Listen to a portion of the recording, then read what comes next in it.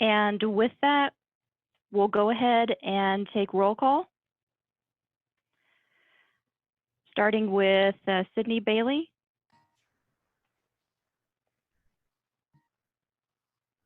Who is absent. Next is Leotis Holloway. And he's absent. Next is John Engelson. Present. Next is Roger Jacks.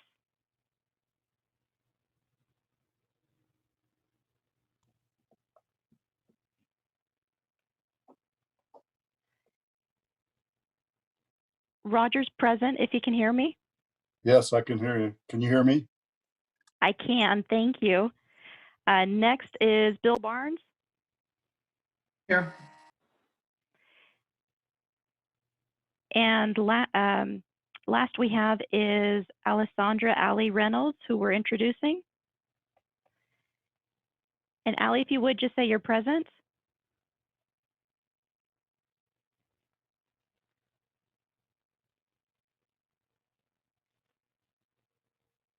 Ali, can you hear us?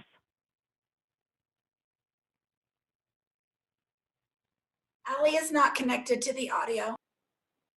All right, she'll be connected soon. I'll go ahead and mark her as present. Otherwise, we have a quorum.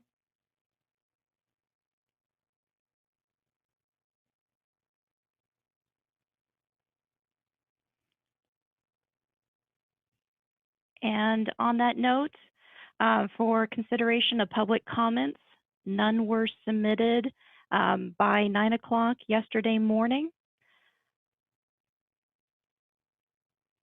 And with that in mind, I'll go ahead and give the audio to Roger.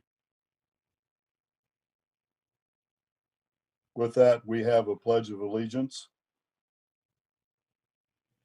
We'll do a quick pledge. I pledge allegiance to the flag of the United States of America. United States of America, and to the republic for which it stands, one nation, under God, indivisible, with liberty and justice for all.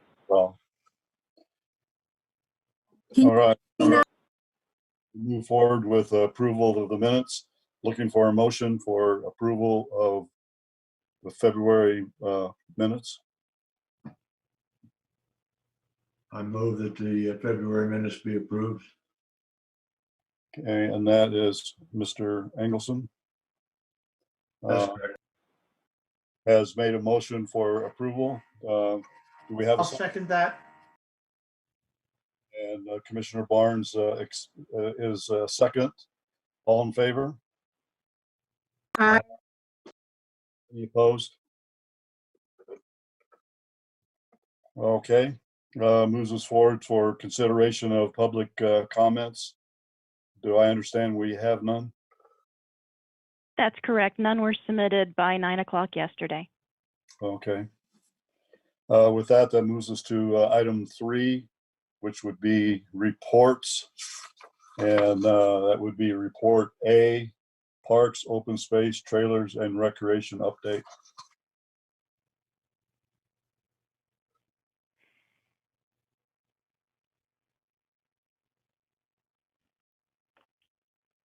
Teresa, are you there? Yes, I am. I wasn't sure. I didn't hear master plan, so I wasn't quite sure if we were on yet. I'm holding down the space bar. Is the audio turned over at this point? I can hear you. Okay, will I need to hold the space bar through the full update? You can unmute yourself. Okay, thank you. I appreciate that. Well, thank you. It's a pleasure to be here with all of you today. My name is Teresa Jackson with Greenplay. I see lots of familiar faces from when we were out there back in January. We're here this evening to give you an update on the progress of our master plan. We consider this our findings presentation in a sense because we want you to have a good idea of the information we used to formulate our recommendations. So we have a number of slides to go through today. We are going to keep it somewhat high level and then take questions at the end. But we will be taking a deeper dive with staff on this information as well as further analysis that we've done in June. But we wanted to give you a sense of the work that we're doing so that you feel comfortable with our progress and ultimately how we came to our recommendations. So I'm going to go ahead and share my screen now.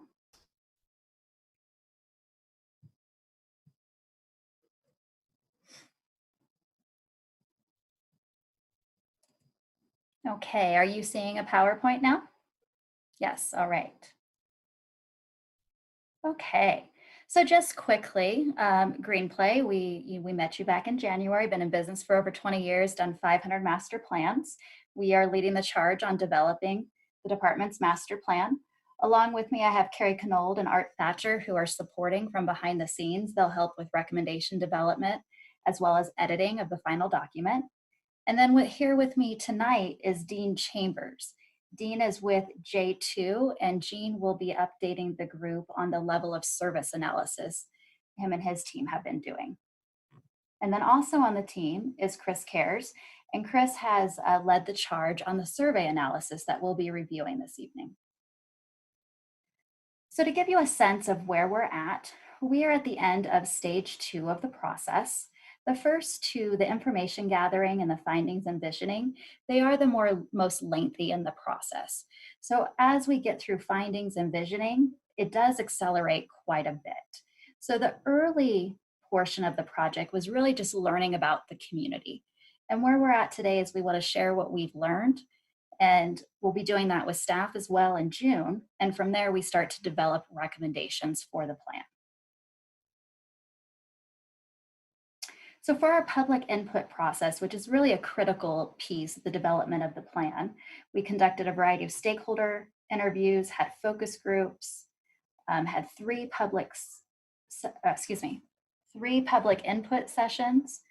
And we also had a statistically valid survey that was mailed to 35 homeowners, or 3,500 residents, excuse me. And there was also an open link survey. And that's a large source of the information we use to develop recommendations for the community. So this is just a summary. When we were there in January, 8 stakeholder meetings, 3 focus groups, a public forum for total community touches of 108. And we did have a broad spectrum of residents as it relates to how long they've been in the community. Nearly half of people who attended the focus groups or public input session had lived in the community for over 20 years. But we also had a good showing of those who have been in the community for less than 5 years. We had 19% in that category and 23% for those who have lived in the community for 10 to 19 years. We like to see that balance when we're doing these types of meetings. So here's just a sampling of what we heard. And I'm not going to read through all of these tonight. I believe you received them in your agenda packet. But these are the items that we heard the most frequently and that were rising to the surface. And we take these items to develop the survey. We consider the public input the initial information gathering, and we want to test what we heard with the larger community, those who couldn't make it to the meeting, but they use your parks, they use your facilities, they attend your programs. And so these were the highlights that we heard that helped us to develop the survey questions. And I will touch on top amenities participants would like to see, because we heard quite a bit surrounding this category.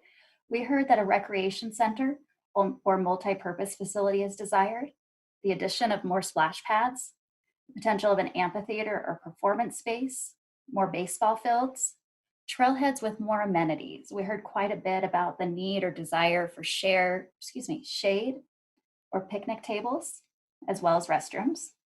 And then we heard there's a lack of parking at a number of facilities.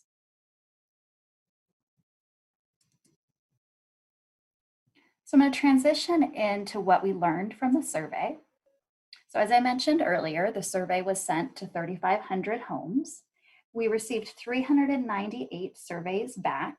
These are the written ones.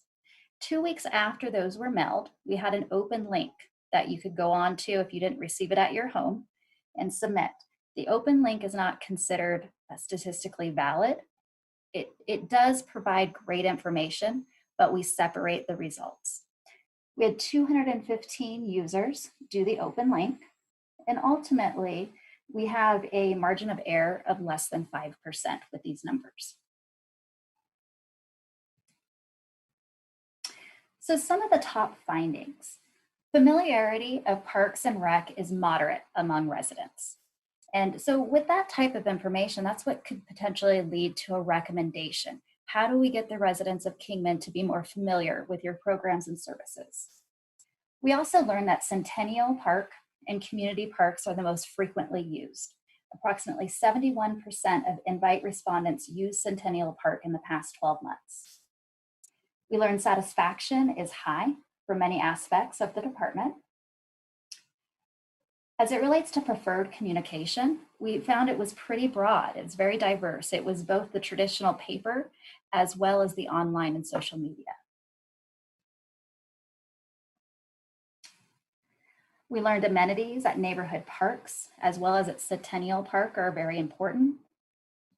We learned that trails and pathways are important to most respondents, and we're going to go a little deeper into the specifics surrounding that in just a moment. And we also learned that over 70% of invite respondents agreed that Kingman needs an indoor recreation center. So that's as I mentioned earlier, what we hear in those focus groups, we push on to the survey. And that multi-purpose indoor facility we heard in those public input sessions, and then the survey supported that. So as it relates to demographics, this is just to give you a sense of who took the survey. So 40% of respondents were under 45 and 60% were over 45. 29% have children in the home. 47% earn under 50K per year. 16%, which is higher than what we typically see, require ADA accessible facilities. And 41% have lived in Kingman for over 20 years. So current facilities and usage. So we learned that the top 3 used facilities are Centennial at 72%, your community parks at 48%, and then your splash pad at 27%.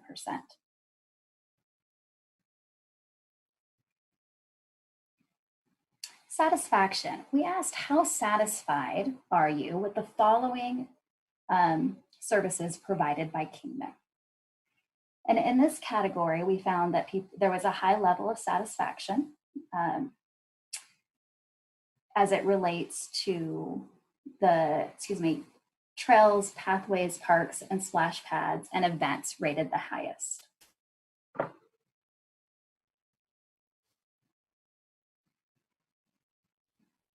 Then we asked, how important are the following parks, facilities, and trails and programs to your household?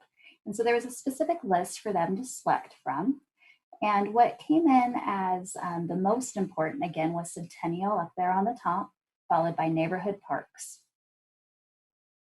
So what we're seeing is people do have a lot of value in your park system. And Centennial seems to be a jewel of the system. And then we had a variety of statements that we asked if individuals agreed or disagreed, and they ranked it from 1 to 5. So in general, most agreed with all of the statements, especially the need for an indoor facility at 72%. They also agreed that parks are being well maintained and that they feel safe in parks. And then they support their overall satisfaction for the system was 69%.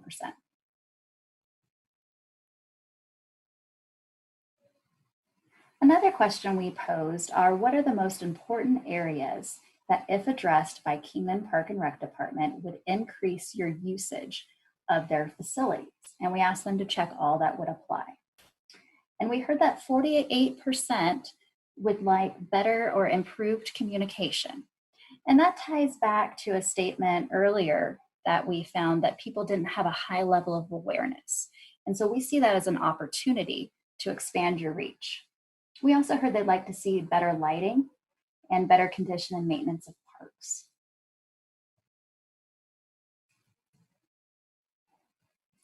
Future facilities and amenities. So we had a series of questions related to trails. We started with the importance to the household.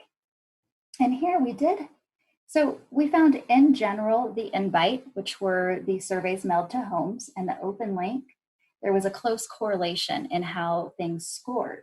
But as it related to trails, we had a high number in the open link who were very highly supported of trails. And so again, we separate these out because there's only the mail that's statistically valid, but it's still very informative to hear the number of community members that value your trail system. So for this category, 53% of invite surveys ranked the importance of trails as either very important or important.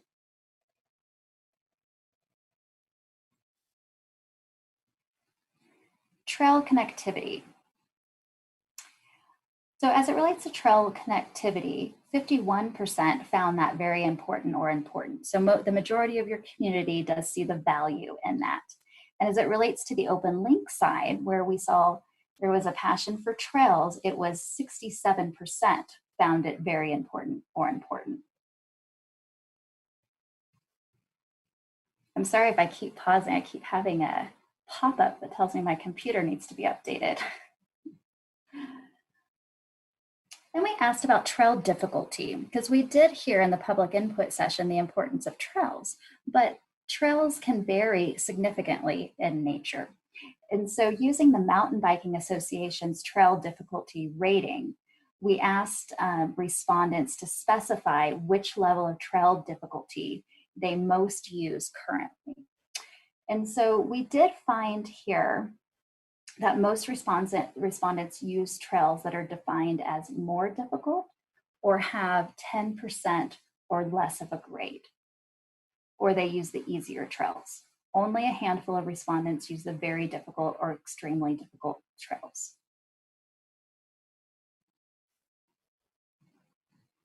Key issues and vision. So we asked survey respondents, what are the most important parks and recreation issues for Kingman to focus on in the future?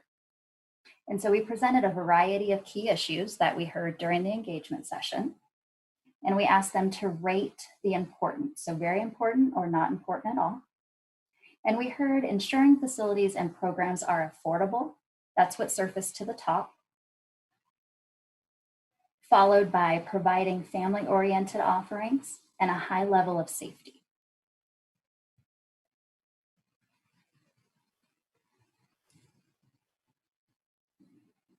Okay, and now I'm going to transition over to Dean. If you could take him off mute. And Dean is going to talk about the level of service work that he's been doing. And Dean, I'll continue to toggle through your slides, and I'll just kind of use voice cues when I can tell you're wrapping up on a slide. Does that sound good?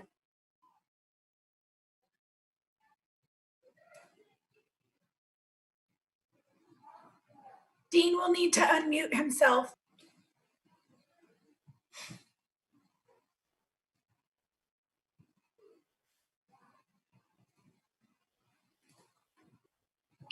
Is Dean still on? I'm not seeing him.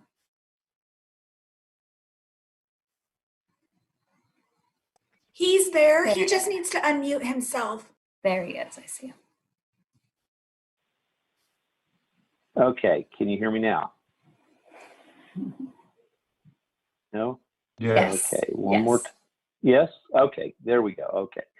Sorry, my laptop does not have a microphone, so I use my phone. All right, so the first image is the existing facilities throughout the community, and we also noted the future Sunbelt Park site over on the east side. Next.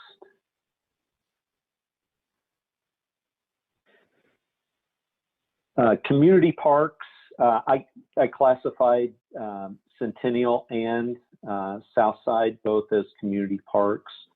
And as a service area, about a 3-mile radius, and also looking to Sunbelt as potentially a community level park and serving the east side. Next. Neighborhood parks, existing neighborhood parks distributed throughout the community. There's high concentration in the more historic area of town, and then moving up in the north central and starting to move over to the east side. But with the new growth on the east side, there's area for infill. And then specialty parks. Kingman has several specialty parks, like the golf course, Locomotive Park, White Cliffs, and Camp Beale Trailhead. And then we did an analysis of a 10-minute walk to all of the park sites, not necessarily the specialty parks, but the typical neighborhood and community parks. And you can see there are a few gaps. We also mapped barriers of highways, railroads, and topography. And you can see there's some opportunity to infill potentially in some existing areas, and also look to the future growth areas to the east, and if annexation were to ever happen to the north and growth to the north. Next. A few of the amenities and the distribution. There's a good level of playgrounds numbers throughout the community, and again, it's relating to that 10-minute walk to a playground. There's certainly opportunity to infill in a few areas and look to growth. Next. Pools. Kingman has 2 really great pool facilities and serve the community very well. It's the barrier of the highways and railroads and growth areas. If there were to be another one, it would most likely be in the east area. And then the last 2 I wanted to show were the, I called it soccer, but it's rectangular multi-use fields. And you guys are doing a great job of how you schedule fields, do overlay the ball fields to meet the demand. You have a high level of demand for these fields. There's also in the future 8 fields planned out at Sunbelt Park, which will serve the east area and the overall community very well. And there may be opportunity to adjust some of those overlays for operations, maybe relieve some of the ball fields from the overlays. So you'll certainly have that option. And then next on the ball fields, Kingman's very well situated with ball fields. It's how you overlay or use, define youth and adult between these fields, and overlay the multi-use that puts a high demand on the fields. But as far as total numbers, the numbers look good. It's again looking to the east with future growth. There may need to be some ball fields out that way. And then the last slide is an analysis based on NRPA's metrics for similar sized communities to Kingman. And the tan color means Kingman is close, very, very close to those, to the median level. The pink color shows it's a little low and it's only in a couple of areas, and the green shows it's on target or just very much in striking distance. And I just wanted to point out, the one area that did stand out is the number of acres of park per resident, and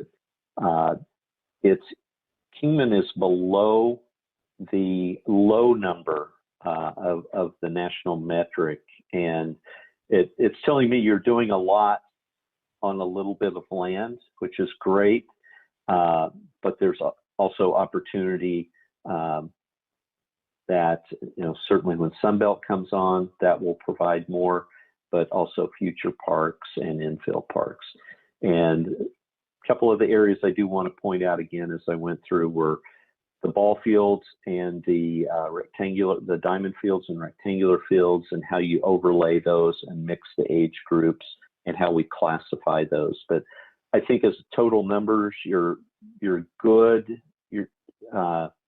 Today, it's looking how you manage that in the future, and when Sunbelt comes online, how that really relieves a lot of the pressure on the multi-use fields.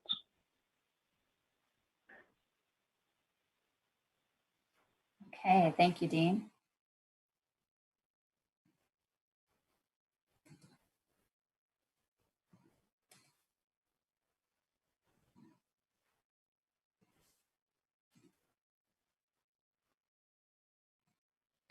Okay, so now we're going to talk a little bit about demographics and trends. This is, again, some information that's valuable as we're putting together our recommendations. What we're seeing is that you are going to have some community growth over the next 5 years. You're currently sitting at approximately 30,622, and you're going to increase by about 2,000. That is faster than the state overall. The state is growing at 1.37, Kingman's at 1.4, and the US is at 0.77. And then we found the age distribution in Kingman is very balanced.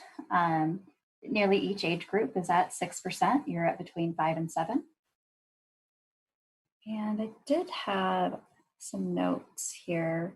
Your average age, I believe, is 42.6, and for the state, it's around 35. So your average age is a little bit higher in the state. And then we also did some information we took from the census related to outdoor recreation participation. We found there's a high number of freshwater fishing, camping, hiking, running, and jogging in Kingman. And what this graph shows is it shows Kingman in the yellow, and then the line is showing Arizona. So you can compare the two. And then we looked at general fitness and wellness and found that 24% use walking for exercise, 17% for swimming, and 9% for yoga. And then as it relates to team sports, we found there's a high level of basketball, baseball, and football in Kingman.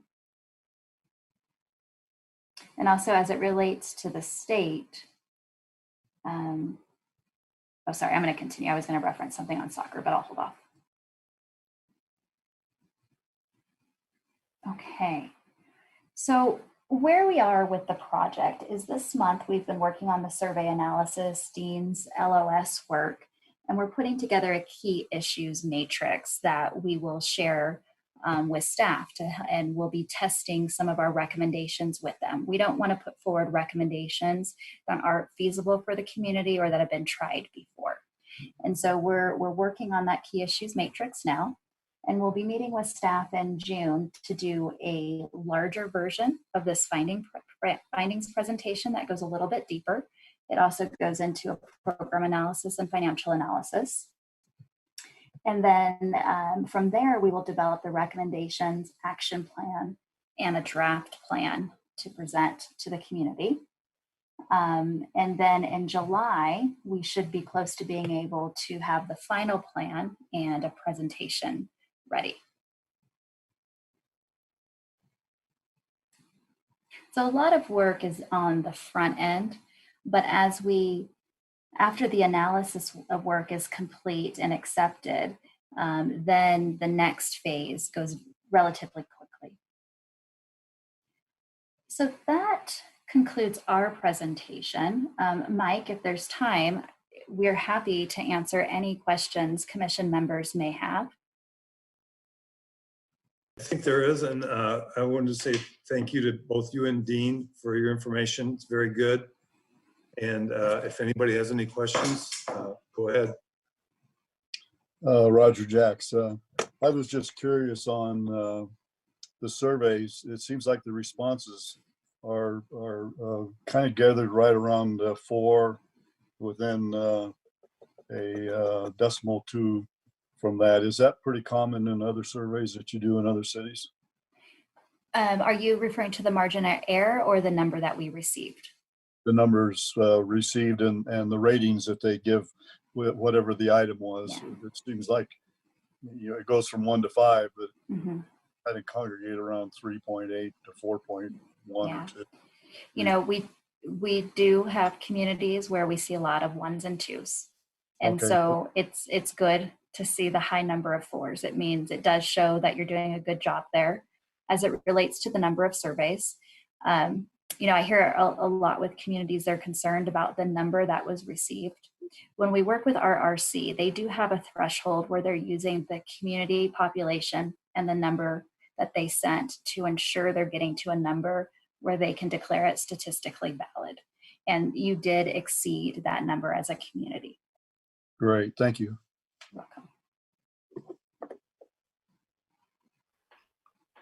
This is John Engelson. I noticed it appears to me that in many of your slides you presented, there was very little or no mention of the golf course. Specifically, I noticed that in your level of service, there were no metrics for the golf course. Could I ask why that is?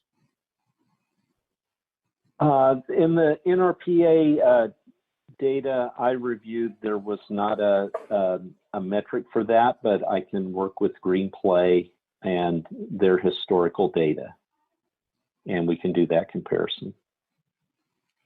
And the golf course will be included in the overall master plan document, any recommendations specific to it. And there were some survey questions where the golf course did come up. We didn't present the full survey this evening. It would have been about 50 slides. I tried to select the ones that I felt would be the most valuable information for the board at this point.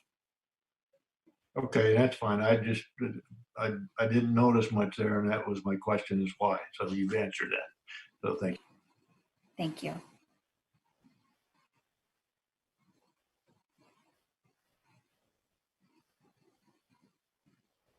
If nobody has any other question before I shut up here, is this package you've presented today, can that be made available to the commissioners? Yes, absolutely. I can email it over to Mike and he can share it with you. That would be great. Thank you.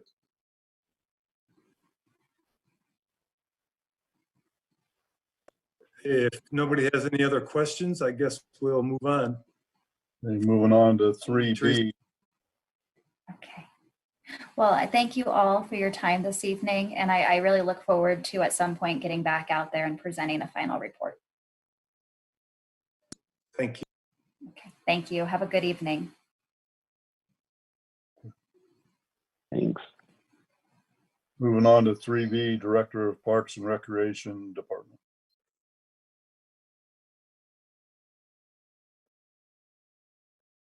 I'm going to share my screen, and I guess I start with the White Cliffs Trail update.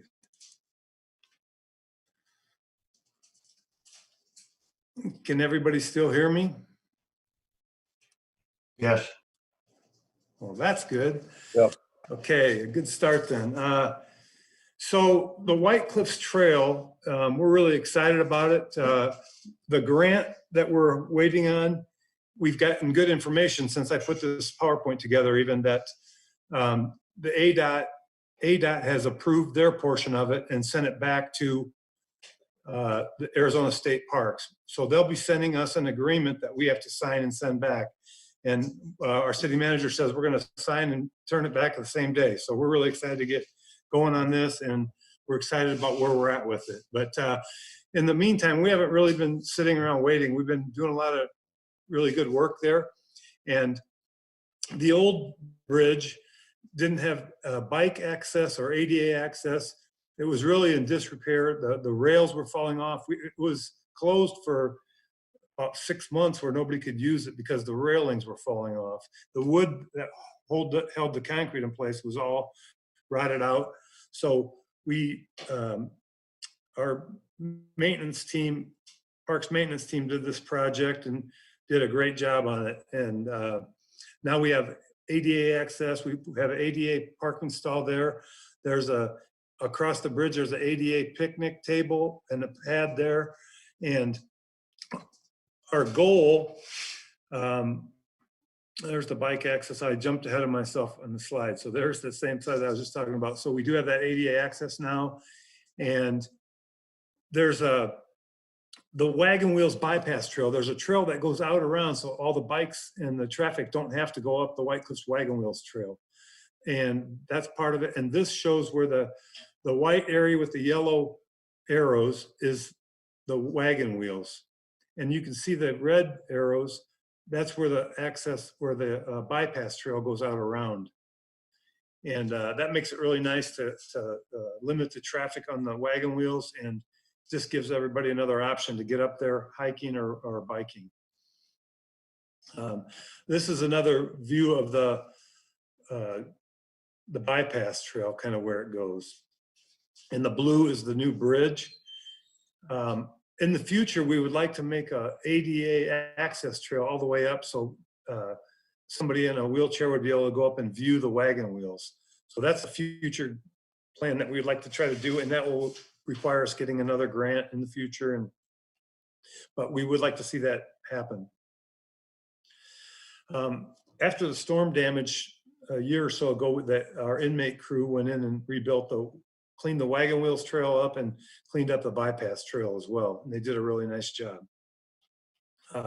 We also cleaned up if you look in the picture on the left, there's a lot of boulders and rocks that get washed down in there and people tumble them down in there, and our crew goes up there and cleans them up and gets them out of there.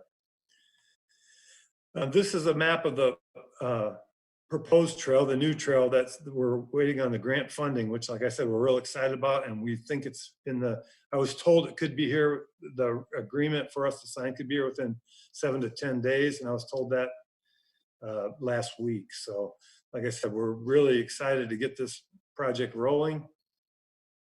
And that's pretty much all I have on the trail project there. Like I said, we're really excited about it. We also have some signs that we've put up there, and our crew did an awesome job on this. I'm very, very proud of it and proud of the job that they did. And it's funny, I was down there and I ran into somebody and they asked, what company built that bridge? What construction company built that bridge? And I told them that our crew did it in-house, and they said that we should be very proud of that, and we are. So with that, I'd be happy to answer any questions on that project.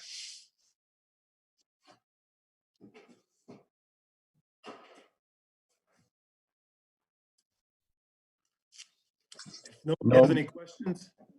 No questions, but boy, that's an amazing job that your staff has done. That's quite an improvement of that area. Thank you. Thank you. We're like I said, we're very proud of it. All right, I'll move on to my next presentation, I guess. Let's try to do this. Let's see here. On to the golf course. On to the golf course. Okay, so here again, a big thank you to our team at the golf course. They've done an awesome job this year. I mean, they've done an awesome job forever, but in this particular time period, they've done an awesome job keeping our golf course open. But going into the winter and in the early spring, play was on the moving up, getting more and more play. And in early March, obviously, we were gearing up for the busy season and trying to get people hired. And we lost another team member, and we were very short-staffed. And then in April, obviously, COVID-19 hit, and there was a lot of really, really big challenges with that. Even with the virus, we, for some reason, My presentation it's frozen, I guess, for some reason. I'm going to end the show and start again, I guess. Let me try this again. Any rate, there we are. The governor decided that golf was an essential, and that was great to hear, to be quite honest with you. And he even said, go play golf. So we were excited about that. And play was on the increase still. And March 21st, they said that restaurants had to close basically, and so our grill closed to go only. We were limited customers in there. We put X's on the floor where we would determine how many people could be in there. We reinforced our already strict cleaning policies, which we've always done a good job there of keeping the facilities clean. And we really increased the sanitizing that we do there. We implement a lot of safety precautions and procedures to keep our customers, team members, and family members safe. Team members were encouraged to wear face masks. We put up plexiglass shields for them to be behind. We heavily promoted social distancing, and our team members practiced it. And they would even be, at times they'd see people out on the putting green, and they would get on the PA and tell people to please social distance, because we're trying to keep the golf course open for you, our customers. So our staff did a great job of that. We were saying that we were sanitizing golf carts in between each round. This and all this work added to our team members' daily workloads tremendously. I mean, like I said, we're light staff to begin with from the winter, and then this gets dumped on us. We had a very busy month of April. There again, the golf course team did a great job. Every day in April was like our busiest weekend day, with the Vegas courses closing. Like I said, every day was like our busiest weekend day, busier than our busiest weekend day. So our team did a great job trying to get everything done, and the golf course maintenance team did a great job. Very challenging when it's that busy to get any work done. So they did a great job with that. We had very many positive comments from the out-of-town people that came to play. They complimented our layout, conditioning, our staff, and the way they were treated. Just tremendous amount of compliments. A lot of them said they had driven by there many times and seen the golf course and never realized how good it was. So I'm very confident we're going to see some repeat play out of that month. And going into May, we're still up in revenue, I think some 15% in May, and that's without the Vegas crowd. So we had a lot of good going on at the golf course, and we're very happy about it. Some of the things in the work, Greg might touch on these later, but he's working with the National Collegiate Golf Association about bringing a 2-day event here in October with 70 players each day. And Nucor rescheduled their event till October. Greg's been working on Mojave County Amateur Championship, which would be really cool to get going. And I don't know, the COVID has really changed a lot of things that are going on. And Greg will probably touch a little more on the junior program, but Haley and him have been working on getting that scheduled, and they've already got, I think they might even be full right now, but they're taking the kids that want to be in the summer junior program. And Greg's also been doing a good job of reaching out to the groups that have events at our facility and trying to work with them. Maybe recommending tee times instead of shotgun starts so the whole crowd isn't there at the same time. That's something we've talked about. Another really cool project we have done, this project has been, we've been talking about it for a couple years now, and we decided to go ahead and jump in and get it done while the restaurant was closed. We've added 250 square feet to the grill area, and that's the area you can see where on the way to the pro shop. That's the glass door is the door to the pro shop. So the pro shop's been made a little smaller, and the grill area's been made a little bigger.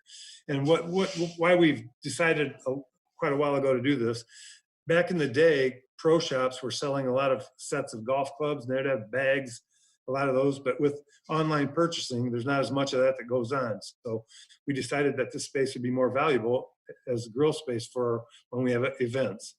And really this is another project our team did in-house. I'm very proud of the job that they did. It turned out great. And like I said, I think it's going to be a really nice project. And we're going to do another project eventually, we'd like to enclose the patio on the outside eventually with glass type garage doors that go down, where we could put it down when there's cold, windy days and raise it up and have it open, similar to the, you see them in restaurants and bars, glass garage doors going out. And we think that'd be really nice on the patio at the golf course. But the golf maintenance challenges, we've had a lot of challenges there with, we lost our inmate work crew due to the COVID, and that, puts us back 3 bodies that are doing a lot of the projects. So it's been very challenging, and disinfecting touch points every 2 hours. Their staff gets around and disinfects everything. We put sanitizer applicators up for our customers to use up by the golf cart. So if they're not comfortable that the cart is sanitized enough, they can spray down their own golf cart or their equipment or whatever they want to do. And that's been very helpful too, I think. We removed all the touch points on the golf course, ball washers, rakes, anything that anybody would have to touch. In the putting green, put the cups in upside down so the ball doesn't go all the way down. People don't have to reach down in the cup to get their ball out. And as you can see in this picture, in the flag sticks, we put pool noodles. So the ball doesn't go all the way to the bottom of the hole and nobody has to touch the flag. It's just a safety thing. A lot of other golf courses are doing a lot of things like this, and I'm really proud of the job that our maintenance team has done there. To talk about junior golf, junior golf is very important. It's the future of the game of golf. We're always looking for ways to encourage youth golf. Our junior golf rates are very affordable. We do a lot of promotions for juniors. Our rates, $7 for 9 holes, $9 for 18 holes, very, very affordable. We have annual passes, $440 for annual pass and $220 for a junior pass.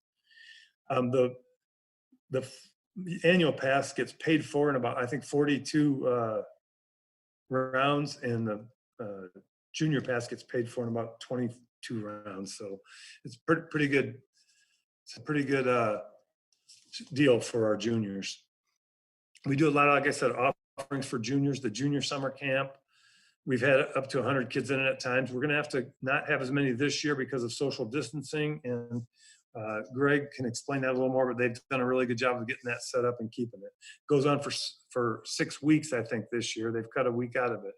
But and they've also reduced the price from $60 to $50 for the first child, and from $50 to $40 for any additional children. And with this, they have 4 tournaments throughout the summer and ending with an adult junior tournament. It's a really good program. So we get clubs and balls donated that are sold, and the proceeds go to help the summer camp, keep the costs, keep it affordable for our youth. It helps with the prizes and camp expenses. And our men's club donated $200 last year for the camp. I'm real pleased with what they do too. Greg and Haley both will do individual lessons, and they discount the lessons for the kids. And our recreation summer camp last year took the kids over to the golf course, trying to encourage more kids to get out and play. And they hit balls and chipped and putted. We've had homeschool kids come visit our facility and tour the course and do a little clinic. And we have specials where juniors play free with an adult after 3 o'clock. We have different specials. To look at what other municipalities do too. Phoenix, during the golf season, they charge the teams $30 a player. The city of Tucson, during the season, schools pay $200 a team. And they don't have any annual passes at Tucson, and they have affordable junior rates, but they can't book a tee time, and they just can come out and play the day up when space is available. And Snowflake, for their high school teams, they have free golf and green fees, which is similar to what we have. We do above and beyond for our high school teams compared to what many other cities do. We've done a lot of marketing efforts, and we're going to continue to do more and find ways to try to get more people out. So last year, Greg had a free golf clinic for ladies, and he didn't have much success, but we're going to try it again. We're going to just try to get free clinics where we can get people to come out. They could hit some balls, and our staff will watch them and work with them on it. We've had Military Appreciation Day, Education Appreciation Day. We do midday rate specials when it's hot out. We'll get people out. We try to lunch and loop where people can come out and get lunch and play 3 holes. For Mother's Day, mothers play free with their family member. We have daily lunch specials, lessons programs, like I mentioned earlier, the summer junior program, punch cards. Our punch cards in the past were for green fees only. Now they can be used for range balls, cart fees, or green fees. So there's just more ways to utilize that and get people out there. Airification special, when we airify the greens, we'll reduce the rates a little bit to keep people coming out. We have gift cards. Golf Now, we're booking our tee times now through Golf Now, which is a far better promotion. Golf Now is. Facebook, we've been trying to get more and more out on Facebook. They had a program to try to increase our followers, and we're going to concentrate on that even more. We think it's a good way to get the word out to people about what we do. We do a lot of great things for our community, and we need to get the word out and tell people what all we do. We had golf calendars this year, and Greg updated the brochure, did a nice job of that. We put sign holders on our fleet cards so we can put the course rules in there, lunch specials, promotions. We also, last year, the golf course was represented at the City Expo downtown. And when we get back to doing that, we'll go there again. And that's been, I think, canceled for this year, but I think it was a really good event, and there wasn't a lot of participation from the community, but it was really a great event. Our city people did a great job. We also have disc golf. We've upgraded the logo some, and we also have Route 66 Kingman logos on a lot of our merchandise. I think it's important that when it's a Route 66 logo, it says Kingman on it as well. So that's about all I have for the golf course report. And like I mentioned, really proud of the job that they've all done. The pro shop staff, the grill staff, the golf course maintenance staff.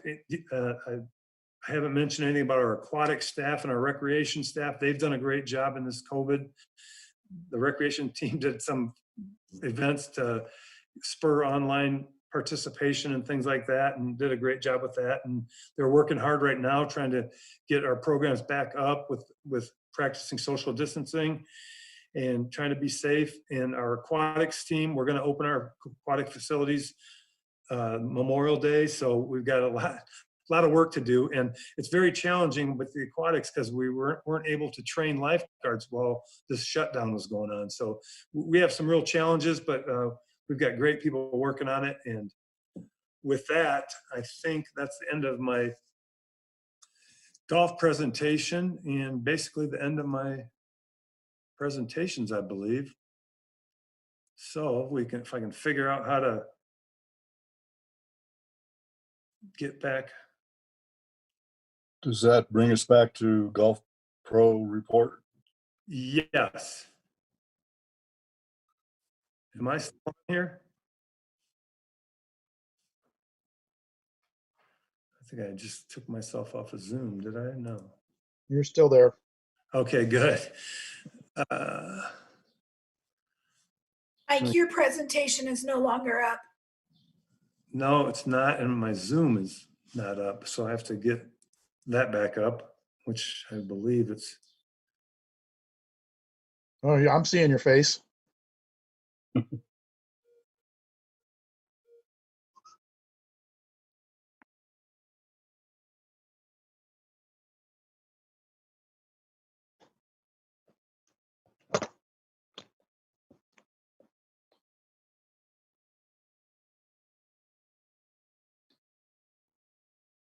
This is Greg Pruno from the golf course. Can you hear me? Yes. I think Mike covered everything quite well with regards to the golf operation. I will touch on the junior golf program. We were delaying the plan for that program this year based on everything that's going on with COVID-19. We decided and we announced the opening of the program actually this week. Started taking registrations for it this week as well. And by the time I left the golf course this afternoon, we only had about 4 spots available out of 60 total children registered for the program. So that'll be probably full by tomorrow or by the weekend at the latest, I would imagine. We're going to kick it off on June 3rd, and it's going to run through mid-July. ending with the adult junior tournament on Sunday, the 19th of July, and have the awards barbecue following that. So great opportunity to get the kids out there, participate in the golf program, play a little bit of tournament golf, get some competitive experience in there, if you will, and hopefully prepare those kids to be able to play for the high school teams here someday. But other than that, I reiterate what Mike said. I just want to offer a huge thank you for the entire team at the golf course. April, the last 3 weeks of April were an extremely busy time for us, essentially setting records for almost on a daily basis for that 3-week period. Rounds as high as 229 was I think our highest day during that period, which is much higher than what the golf course experienced in previous years. And a lot of great compliments from our neighbors in Las Vegas that had come down. The day after the Nevada governor had announced the closure of the golf courses up there, we received 90 phone calls from Las Vegas residents to book tee times for the next day or that coming weekend in just one day. So it was a great opportunity for us to showcase the golf course. And like Mike said, I think those travelers that passed by the golf course going down the 40 and looked at the golf course and never stopped in, I think we're going to see a lot of traffic coming from players that may not have previously stopped and come in to play the golf course now. So we're excited about that. Other than that, I don't have anything else. Like I said, I think Mike covered everything very well. If anybody has any questions for me.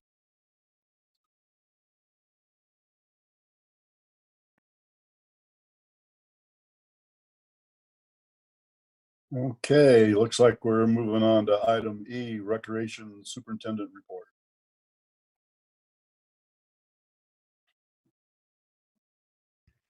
Am I unmuted? Yes. Okay, let's see what I could do a rundown. I know most of you should have received or the overview that we submitted. Briefly go through one of our strongest and most highly populated programs, I guess. At the time when we started in January, our dance programs had collected over $31,000 in revenues. The unfortunate part about it is that when COVID hit, we had to refund just less than half of that back. At the end of the packet that you guys have there for the recreation report, it does show what the total refunds have been refunded, and that was as of April. Now has been put into that. But going into that, we had other activities, as Mike had mentioned. With COVID coming, we eliminated 100% of our recreation programs, but we were able to implement on Facebook. We did a coloring contest, and we did, let me look here. There was the virtual egg hunt.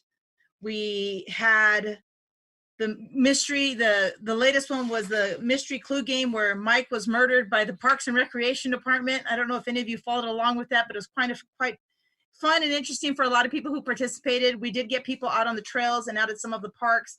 We did promote social distancing with that. Unfortunately, I was the murderer. I murdered Mike via a horseshoe at Centennial Park as we were all meeting back here for a meeting at the end of the day. As you can see, Mike is still alive and unharmed. Let's see, our child supervision programs, we did have to cancel. We thought it was in the best interest of everybody in our community at this time to cancel our summer day camp. It had ran, gosh, I want to say 17 full years before this had happened. So it's quite devastating for me personally, because it was one of the programs I started when I first came into this department. And I had communicated with the Club for Youth, which was previously known as the Boys and Girls Club, and they've somewhat have taken a hit as well. Their population or participation has dropped. They went from having like 150 participants to a couple weeks ago down to only having like 20 or 30. I think their highest week they said they had was 50. So they have also endured a hit. They're hoping their participation will pick back up this summer. I don't know how it's going to affect them. In aquatics, the lifeguards, we had to cancel all of our lifeguard training. They were able to do classes online, and the hands-on portions will be conducted. Red Cross has lifted some of those restrictions, but we do have to do it within social distancing. And we recently just purchased like underwater masks so that our instructor, which is Beth, is our recreation coordinator here, who does all of those trainings. So those participants will be able to participate and in water with the mask protection on them. So the pools are planning on opening this coming Monday, May 25th. The first week we are kind of doing a mock schedule. We will be open Monday through Saturday, 1 to 5, and that is it just for open swim. We're not doing any night swims, no classes, nothing until the first week of June. We will be posting our schedule online and on our Facebook page with all the updated information. And this year, or going into the next fiscal year, for fiscal year 21, we did have to make some budget cuts. The pools itself had to take, I believe, so partly that came from part-time salaries. So when you have to cut the part-time salaries, the only thing that results is operations as well. So there is very limited private pool parties. We have shut down completely every Sunday for the remaining of the summer, which is something new. And the other part of it is they're still trying to make budget cuts and part-time salaries, but at the same time, we have to have the right amount of staff there to conduct the CDC guidelines of social distancing and making sure we have the right amount of staff to making sure everybody's doing what they're doing. So it's we're kind of stuck in a jam with that part of it, but we're going to try to do the best we can to make it work. On the sports end, again, programs got canceled. We had adult basketball just about got through its season, but not quite. Youth basketball did finish its complete season, so fortunately we didn't lose anything there. Our adult volleyball, or excuse me, our adult kickball was about halfway. They were just getting started. We actually are going to try to conclude the remaining of our kickball season in these next couple weeks if we can get the participants to come back and finish their season. The other thing is that it's not ours specifically, but we work with Little League, the Kingman High School, Lee Williams, the Kingman Academy High School, all who use our facilities, whether if it's for tennis, baseball, softball, etc. They had just got their seasons underway the first week of March there, and boom, everything got shut down. None of them are going to resume. None of them have resumed. The only one that is going to participate is the adult softball program, but all the youth leagues have decided to call it and wash it, so they are not playing at all. Let's see, what else was there? We had, as I mentioned earlier, under our special events, our family night bingo that we had in February, that had 45 participants. It was a little bit lower than in previous years past. I'm not sure if it was because people were thinking ahead. I don't know, but we did have a little bit lower numbers this year. And again, the virtual activities that we added, the Easter egg coloring contest, we did the Easter egg hunt, we did the clue game, and I'm but other than that, I mentioned the poster, the parks open space trails, we conducted all of those and we had the feedback from the patrons. So we're looking forward to hoping we were able to do something with those results that we got. The Citizens Academy, our department was supposed to put on a Citizens Academy in March. That also got canceled due to COVID. Last year it got canceled because of lack of enrollment. So now we'll see what next year holds for us on that.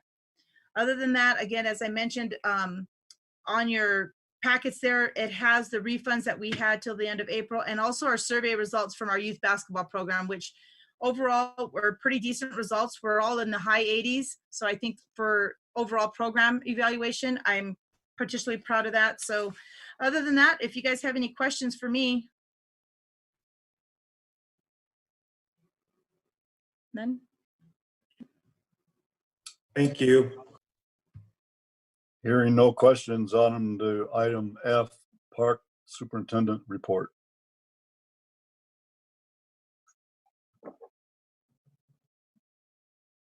All right, can you guys hear me? We can hear you. We can even see you. All right, did I get that all brought up okay? Yes, you did.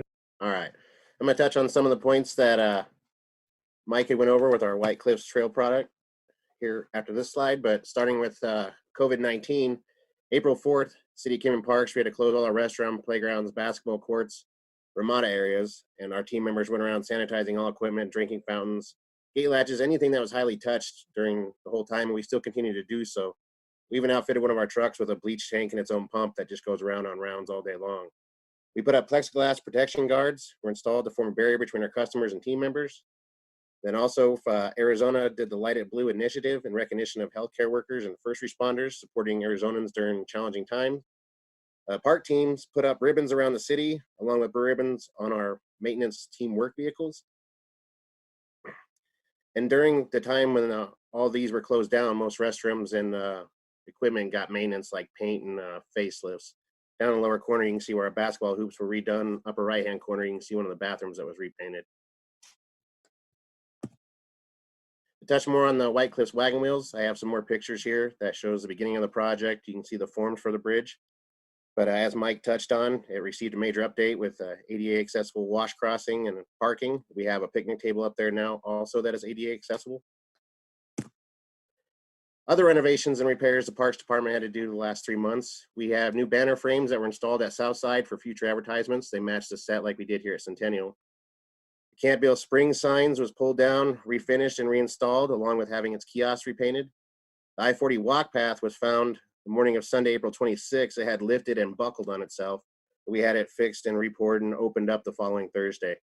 We used the broken concrete. We still have it stored down there in the wash. We'll be using it to fill in washout areas because down there we get big ruts when we get big rains, so it'll be recycled into the riprap. The Route 66 sign poles have been repainted. We're waiting our freshly painted shield to be completed and installed, which should be ready tomorrow. Our new LED lights we installed in the community center and got rid of the fluorescence. We had pylons installed at Southside Park transmitter boxes so vehicles can't bump into them. Remaining stumps from fallen trees that have been removed from all parks. We had a company come in with a big machine and they were able to grind down all the stumps to where they're non-existent anymore. And outside of Cecil Davis's restrooms by the splash pad, we refilled in with decorative rock to where it matches the existing decorative rock around the splash pad. We repurposed more fire hydrants and installed them in dog parks that did not previously have any. Now on to vandalism, we had an Arbor Day that was a tree that was planted for Arbor Day was broken and ripped out at Firefighters Park. It seems to be a common occurrence at Wallach Ranch Park. Campbell Springs Reservoir was vandalized with graffiti. 2 windows were shot out at the Centennial Park fourplex with a pellet gun. We had an attempted break-in at Metcalf Utility Room. And we had numerous repairs to the firefighter skate park temporary fencing, along with all fencing enclosures for the COVID-19 closures. It was a daily reoccurrence to go and put temp fences back up and re-caution tape everything. We also had 2 bollard lights kicked down from their mounting stands at Canyon Shadows Park. We've completed 258 maintenance repair orders between February and April. We only utilized 512 ADC inmate labor between the months of February through April, with inmates no longer leaving the prison due to COVID-19 March 16th. March 16th was the last day they came out. And on this slide, you can see what our park vandalism totals have been through the fiscal year to the day this slide was made. Does anybody have any questions for me? Thank you, Jerry. Thank you very much. And if anybody has any questions, we'll let them go. I appreciate all you do, Jerry. Thank you. I just have a comment in that I'm amazed, Jerry, what you do with your crew on maintaining the facilities around town. It's absolutely outstanding. Well, I appreciate that. We have as Mike said before, our team is very strong. It's the best I've seen it. We all get along very well and we work very hard together. Moves us on to item 4, announcements by commission members. Any comments by commission members? I have one comment. Mike, are we looking at a date for our next meeting? Our next regular scheduled meeting is August 19th. But I think we'll possibly have another meeting when Green Play gets the project a little farther along and reports back to us. We'll probably set up a special meeting at that time. Okay. Any other comments by anybody? Looking for a motion to adjourn. So moved. We have I'll a second. motion and we have a second. All in favor? Aye. Did the staff get the motion in the second? Okay. Oh, I guess so. All right. Thank you very much. Guess that's it, Mike. Bye, everyone. Thank you all very much. You participated in the first Zoom commission meeting with the city of Kingman. So thank you all very much. Thank you. Yeah, nice job, everybody.